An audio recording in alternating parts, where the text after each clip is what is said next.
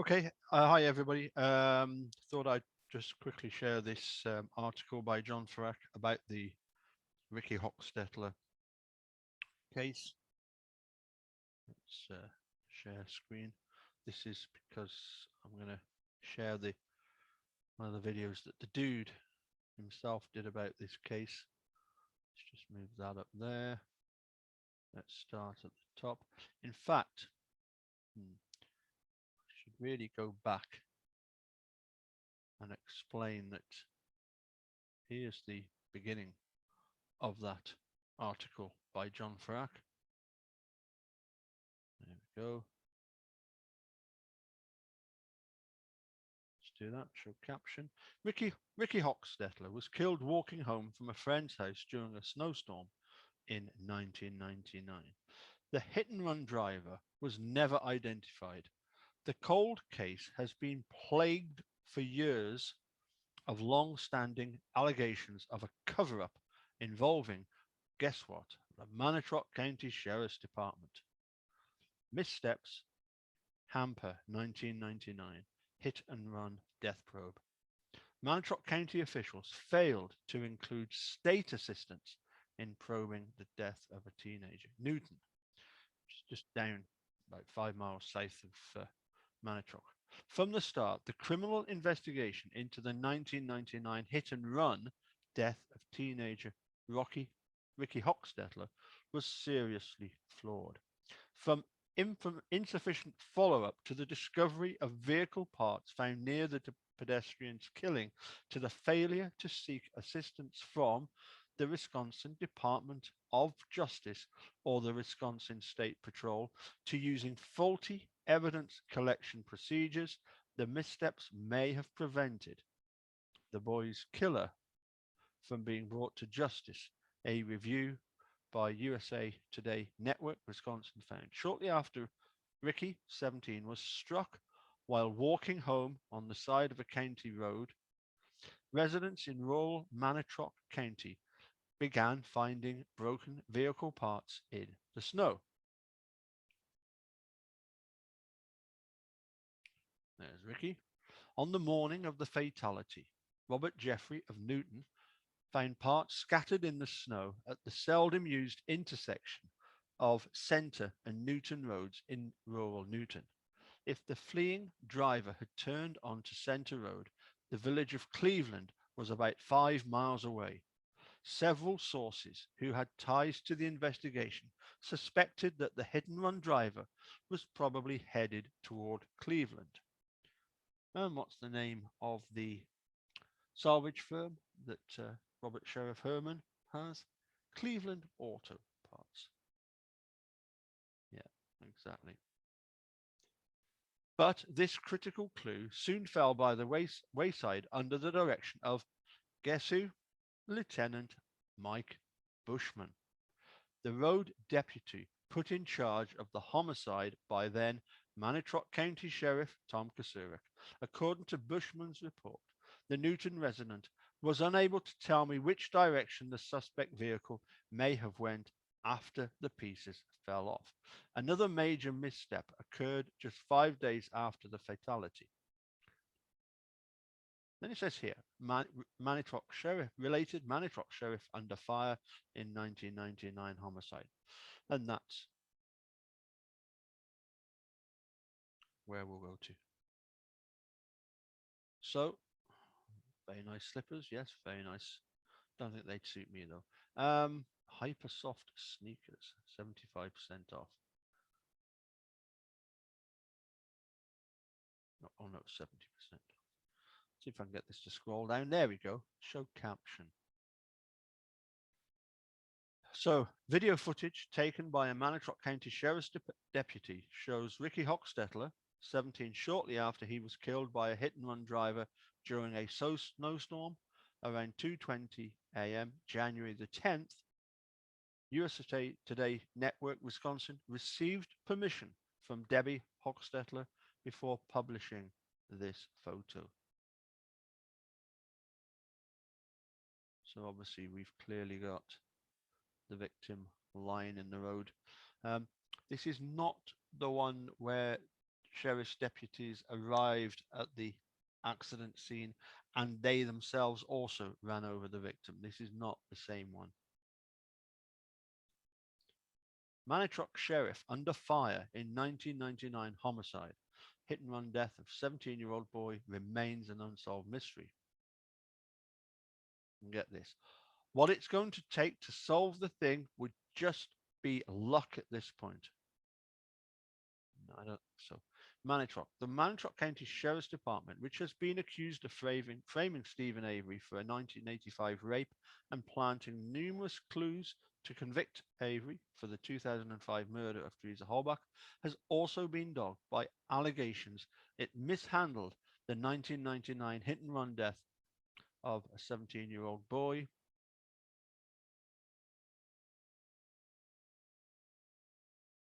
The homicide of Ricky Hochstetler, who was struck by a vehicle while walking to his home along a frontage road, remains unsolved. The crime occurred about 2:20 a.m. during a snowstorm on January 10th, 1999. Yeah, okay. Weeks after the boy's death, a number of sheriff's department employees began to suspect that an off-duty deputy, after a night of drinking, struck and killed the rural Manitowoc teenager. Even the traffic patrol lieutenant who was in charge of the investigation was aware of the allegations, indicate reports reviewed by USA Today Network Wisconsin. However, both Lieutenant Mike Bushman and then Sheriff Tom Kusurik's administration declined to probe the activities of the two deputies who were being mentioned as possible suspects. Lieutenant Robert Herman and his brother, Sergeant Todd Herman. And of course, now we know Rob Herman is the Sheriff of Manitowoc.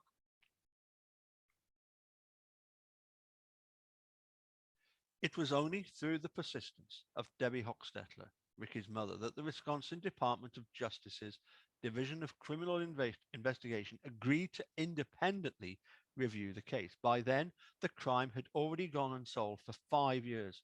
The Division of Criminal Investigation would twice launch a criminal investigation of Rob Herman, first in 2004 and again in 2009. At the time he was questioned in 2004, Robert Herman was the undersheriff inspector for Sheriff Ken Peterson. Inspector Herman stated that this was not the first time he had heard about the rumors of his alleged involvement in the accident. Division of Criminal Investigation reports revealed Inspector Herman stated that he was not involved in the accident, nor did he have any knowledge about who might be responsible. Herman, 52, is now in his 10th year as sheriff. He acknowledged that the Division of Criminal Investigation interviewed him several years ago, but maintained he had nothing to do with the crime. There were rumors that were false, Herman told the network. It was really nothing. I don't really know where it came from. According to Herman, it makes no sense to suggest that he may have been involved in the hit and run fatality because I'm the one who responded to the accident. The veteran sheriff also dismissed allegations that his younger brother Todd may have been involved in the crime.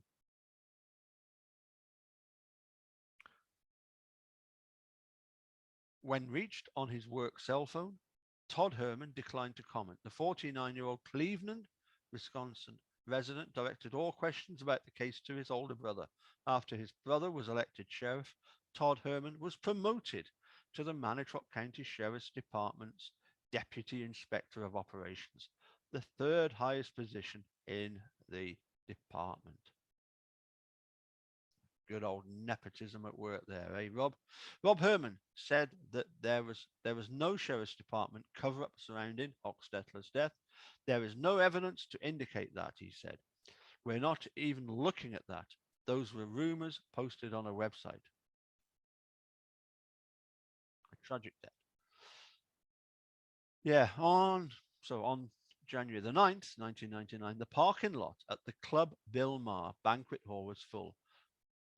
Cops Grocery Store and Manitowoc Ice were holding holiday parties for their employees and special guests at the well-known supper club along Manitowoc County CR on the southern edge of Manitowoc. By 2 a.m., Hochstetler was walking home after watching movies and eating pizza with friends. A fierce snowstorm was underway while making his normal rounds.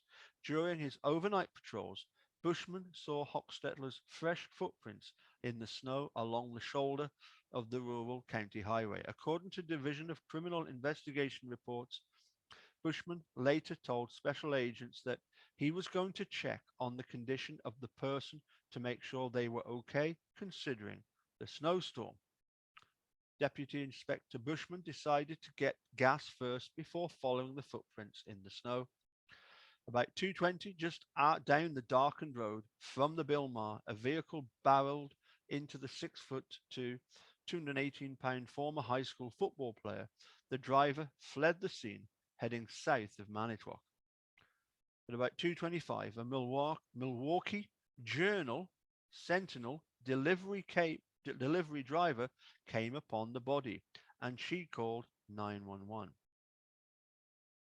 And here we get a good idea of the layout of the land. Interestingly, the rally house was somewhere between Newton and up here, where we were.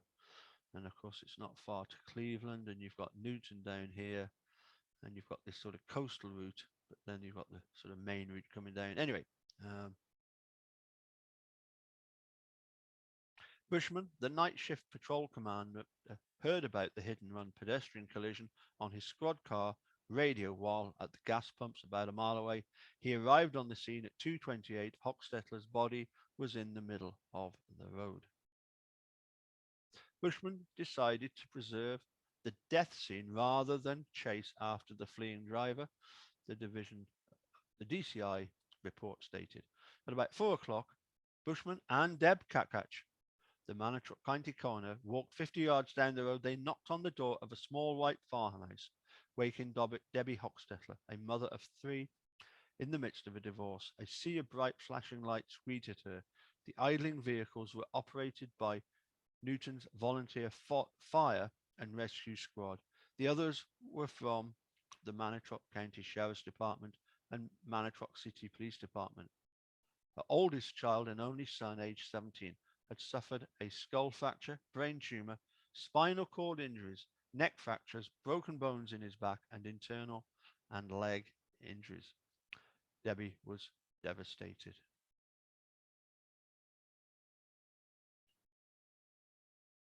And it says here, the circle shows the hit and run driver's path of travel after striking Ricky Hochstetler south of Manitowoc. Around Newton, the culprit likely turned west.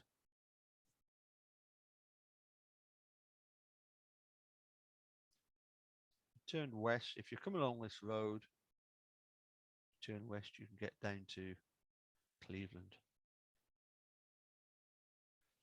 He loved his rap, his Green Bay Packers, and he loved his football trading cards, she said. He was a very comical guy once you got to know him. It became apparent that the fleeing motorist knew the back roads of Manitowoc County. 3 miles south of the deadly crash site was Interstate 43, but rather than taking 43 toward Green Bay or Sheboygan, the driver remained on the country roads. The damaged vehicle passed a swathe of farmland and encountered no traffic during the driver's getaway, a source of suspicion. The Bilmar Social Hall was an obvious place to start the homicide investigation, but little, if any, progress was made by MTSO deputies. On Sunday, January 10th, a pair of deputies interviewed two of the Saturday night bartenders. Summaries of the interviews contained in the Sheriff's Department case file were only a couple lines each, even though one bartender, Alvin Wozinski of rural Cato, said he drove past the victim minutes before the teen was struck and killed. The other bartender's name wasn't mentioned in the deputy's report because he could offer no information.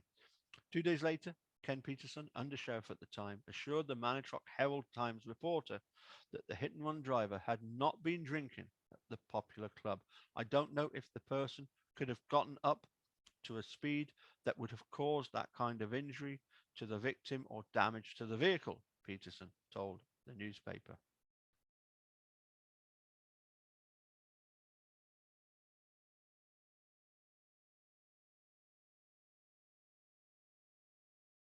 The front entrance to the Bilmar was close to a quarter mile from the tragedy. Although the high profile crime became the talk of the town, Kasurik decided not to seek help from the Wisconsin State Patrol's technical crash scene reconstruction experts, and the Division of Criminal Investigation wasn't asked to help either. Kasurik did not return a phone call seeking comment for this story. Before the autopsy and prior to any daylight searches in ditches and along adjacent roads for more broken vehicle parts, Rob Herman, Manitowoc County's juvenile jail administrator at the time, set a course that would later prove unsuccessful in finding the person who killed Hochstetler. I determined the vehicle would have to have a grey painted grille, being a model year from 1985 to 1988, Herman states in his reports. This vehicle would include a Chevrolet pickup, Chevrolet Blazer, and Chevrolet Suburban. Weeks later, after confirming with Herman, Bushman also alerted the media that the broken grille fragments may also be from a 1988 to 91 full-size van. But over the past 17 years, no van, truck, Suburban, or Blazer was ever located. Whispers of a cover up. As the hit and run investigation floundered in 1999, Bushman continued to hear whispers suggesting Hochstetler's death was part of a sheriff's department cover up. Bushman's investigative reports showed he raised the issue of a cover up during a face to face interview with Rick Wettenkamp, a rural Newton resident who had been the hit and run victim's stepfather. By that point, the homicide had been unsolved for 11 months. I decided to question him about a statement he made, referenced the opinion that the police may have been involved in the accident and are attempting to cover it up, Bushman wrote in his report. I wished to catch what type of reaction this would bring. It was evident from Bushman's report that he did not want the victim's stepfather believing that police corruption might be the root cause for the lack of an arrest. Again, Kenneth Peterson. What it's going to take to solve the thing would just be luck at this point. I stated to him that there are over 300 complaints that I worked on, and many turned out to be just rumors, like the one, for example, that the police were somehow involved in the incident and were initially covering it up, Bushman stated. According to Bushman's report, the victim's stepfather looked away and muttered, "Yes, I heard that rumor before." Bushman sensed his interview technique was working. According to his report, he had put the victim's stepfather on the defensive by bringing up the notion of a police cover up. The desired response was received, and the redness in his face indicating he was embarrassed at that point, indicating he himself had been the source of that type of rumor, Bushman wrote. Months later, in 2000, there was a changing of the guard. Kasurik retired and Peterson took over as sheriff. Peterson elevated Rob Herman to under-sheriff inspector. Bushman was promoted to third in command, supervising the Road Patrol Division and the Detectives Bureau. That bureau included James Lenk, the same detective who was later accused of planting Ava's blood and a spare key during the 2005 Teresa Holbach murder case. Under Lenk's leadership, little progress was made in bringing Ricky's killer to justice, and Peterson's administration wasn't optimistic about an arrest. What it's going to take to solve the thing would just be luck at this point, Peterson told the press in 2002. I doubt if that truck exists anymore, especially in any kind of evidentiary form. It's very bizarre. I doubt if that truck exists. Does it not suggest to you that he knows something about it? Why say that I doubt that the truck exists? You know, you not that I'm saying that that I would do this, but you know, you if you've had a damaged truck, you could take it to a to any garage, or better still, if you've got a garage yourself, but you could take it to any garage and get the parts replaced that have been damaged. Isn't that bizarre? I doubt if the truck exists anymore. Classic Ken Peterson, isn't it? But not everyone at the sheriff's department shared Peterson's pessimism about solving the high profile homicide. A former sheriff's employee confirmed resigning from the department, disgusted by what the employer felt was a shoddy investigation. Sources with ties to the Hochstetler investigation told USA Today Network Wisconsin that it was evident Bushman and Rob Herman had compromised critical evidence recovered at the scene of the crime, jeopardizing the prospects of a criminal prosecution. They also learned that under Bushman's direction, broken vehicle parts deposited at the scene along County Highway CR were not properly tagged, logged, photographed with a ruler, videotaped, or placed into secured evidence by a trained evidence technician. At the Sheriff's Department, Bushman kept debris from the homicide inside an unsecured cabinet that other employees could access. In addition, Bushman and Herman violated fundamental chain of custody standards for handling crime scene evidence, sources said. At the scene, Bushman allowed Herman to transport several small pieces of the broken grille in one of Herman's personal vehicles. Herman had permission to drive around with the evidence for several hours with no supervision. Herman wrote in his report that he canvassed several auto dealerships and local businesses with the broken grille pieces in his possession. Critical trace evidence, perhaps paint chips or clothing fibers, were likely lost or compromised by their careless handling. Police officials and national forensic experts told us their conduct, said one police official, would warrant an unpaid suspension and possibly dismissal from a reputable law enforcement agency that held professional standards. So again, we've got Brent Turvey. You can get fired for that stuff. That piece of evidence might not as well exist, said Brent Turvey, forensic scientist from Forensic Solutions in Alaska. You have made that evidence you you have made that evidence have less value or no value at all. The irregular evidence collection at Ricky's death scene also raises questions about whether pieces were tampered with or possibly swapped, Turvey said.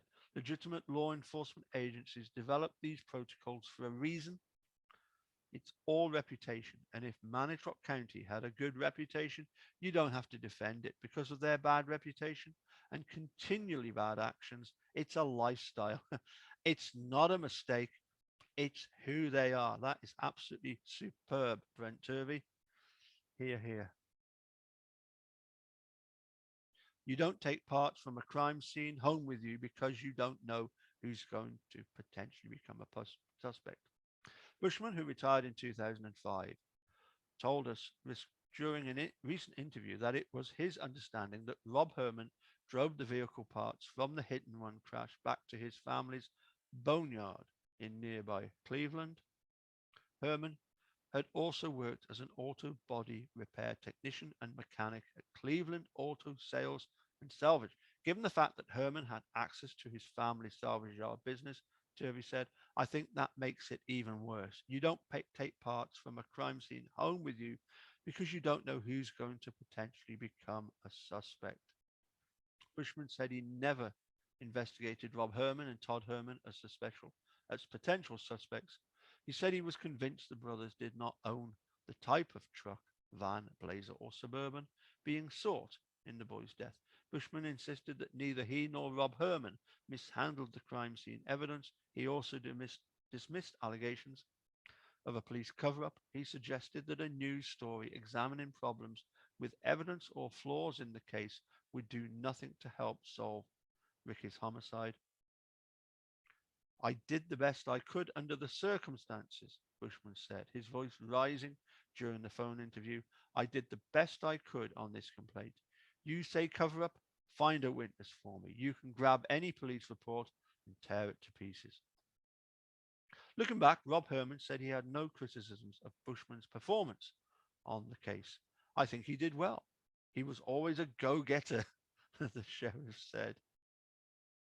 This past April, for the first time, Debbie filed a request seeking access to any reports the DCI did on her son's case. In July, she received a stack of 40 investigative documents in the mail. Reports show that Special Agent Eric Stokowski considered it his primary duty during his initial probe to make suggestions as to additional leads and or resources that could be utilized to help resolve this incident. To a lesser extent, back in 2004, Stokowski explored the credibility of allegations that an off-duty sheriff's deputy might be the culprit. The victim's mother has suggested that Bushman might fear some type of reprisal or professional retaliation from Rob Herman if the matter was taken seriously.